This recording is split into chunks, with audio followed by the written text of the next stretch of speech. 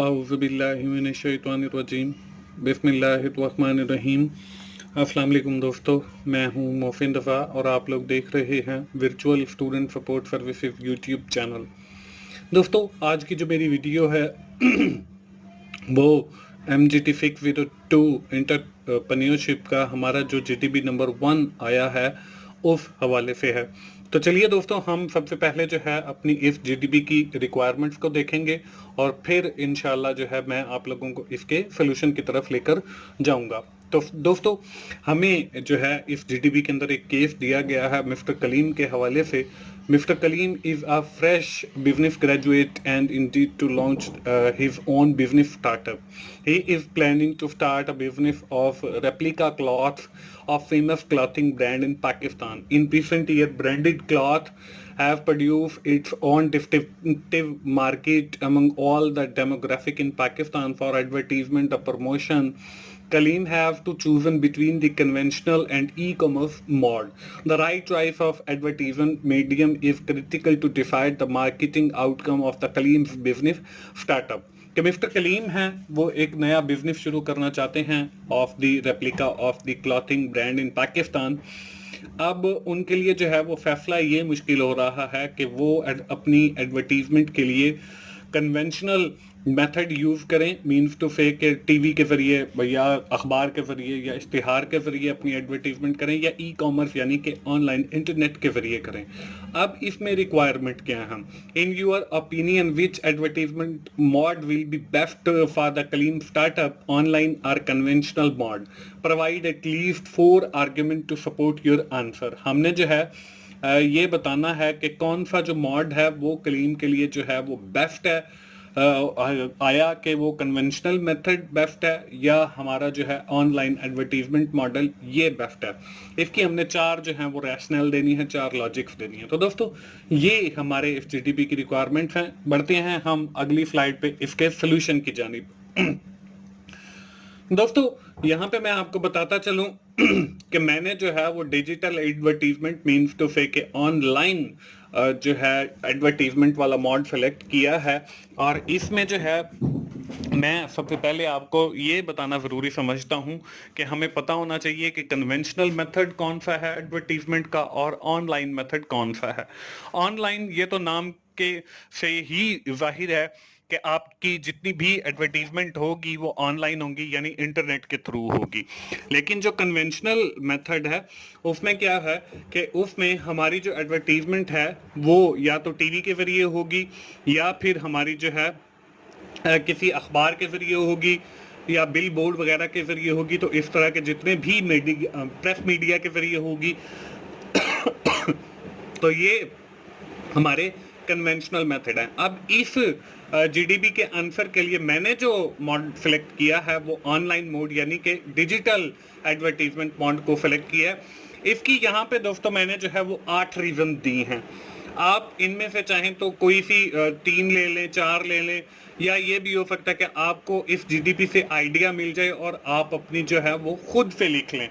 और मैं आपको बताता चलूं कि मेरी जितनी भी वीडियोस होती हैं वो सिर्फ और सिर्फ आपको आइडिया देने के लिए ही होती हैं, बाकी तो आप लोगों ने खुद ही इसको करना होता है। इसमें जो मैंने पहली रीजन लिखी है, you can target an international customer. अगर हम जो है वो प्रेस मीडिया के यानी कन्वेंशनल मेथड यूज करते हैं तो वो सिर्फ हम लोकल जो हमारे कस्टमर है जो हमारी टेरिटरी के अंदर आते हैं उनको टारगेट कर सकते हैं। लेकिन अगर हम ऑनलाइन करते हैं तो फिर हम जो है वो इंटरनेशनली यानी कि बाहर से भी जो लोग हैं वो हमारी प्रोडक्ट को खरीद सकते हैं क्योंकि हम ऑनलाइन जो है वो उसको सेल आउट भी कर रहे होंगे। इसके बाद हमारा जो दूसरा है, interaction with your customer directly, कि हम जो है ऑनलाइन एडवर्टीजमेंट के थ्रू अपना जो मैसेज देना चाह रहे हैं वो डायरेक्टली हमारे कस्टमर को जाएगा। अब जो कन्वेंशनल मेथड है उसमें यह था कि दरमियान में इंटरमीडियरीज इन्वॉल्व हो जाती हैं और हमारा जो मैसेज है वो जो है डायरेक्ट कस्टमर तक नहीं पहुंच सकता। अब यहाँ पे डायरेक्ट कस्टमर से मुराद ये भी है कि हम जो है डायरेक्टली कस्टमर के साथ कम्युनिकेट करेंगे अब वो हमारा कस्टमर जो है इंडिविजुअल भी हो सकता है, वो हमारा कस्टमर जो है वो ग्रुप में भी हो सकता है।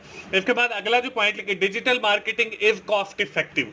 अब पहले जो है वो हमारे कन्वेंशनल मेथड के अंदर जब हम एडवर्टीजमेंट करते थे तो उसकी कॉस्ट जो है वो बहुत ज़्यादा थी। अब जो है वो कॉस्ट इफेक्टिव भी है। वो इसलिए आप है कि आप जस्ट फेसबुक पे एक पेज बनाएं और उसको दोस्तों के साथ शेयर कर दें और फिर आगे इसी तरह उसको शेयर करते चलते जाएं, तो हमें इसकी कोई कॉस्ट नहीं है, हम खुद से भी ये काम कर सकते हैं। तो ऑनलाइन एडवर्टीजमेंट का एक ये भी फायदा है, इसीलिए जो है वो मैंने online mode of advertisement select किया। दोस्तों यहाँ पे आपको मेरे दो और चैनल, की टू सक्सेस और 24/7 टीचर्स ऑनलाइन का लोगो भी नजर आ रहा है। दोस्तों ये मेरे दूसरे चैनल हैं। 24/7 टीचर्स ऑनलाइन के ऊपर मेरे अपने रिकॉर्डेड लेक्चर्स हैं और की टू सक्सेस को बनाने का मकसद ये है कि आपको मैं एग्जाम की तैयारी, मिड टर्म और फाइनल टर्म की तैयारी करवा सकूं।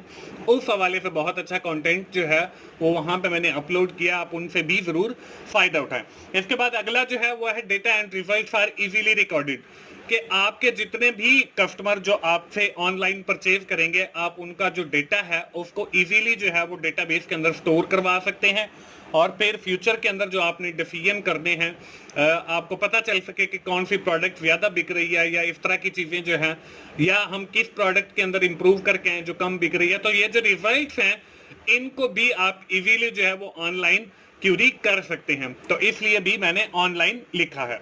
इसके बाद अगला पॉइंट है रियल टाइम रिजल्ट्स, कि अब जो हमारा ऑफलाइन मीडिया है या हमारा कन्वेंशनल मीडिया है, उससे हमें ये नहीं पता कि कितने लोगों ने जो है वो हमारी एडवर्टीजमेंट को देखा, कितने लोगों ने जो है वो हमारी प्रोडक्ट को परचेज किया।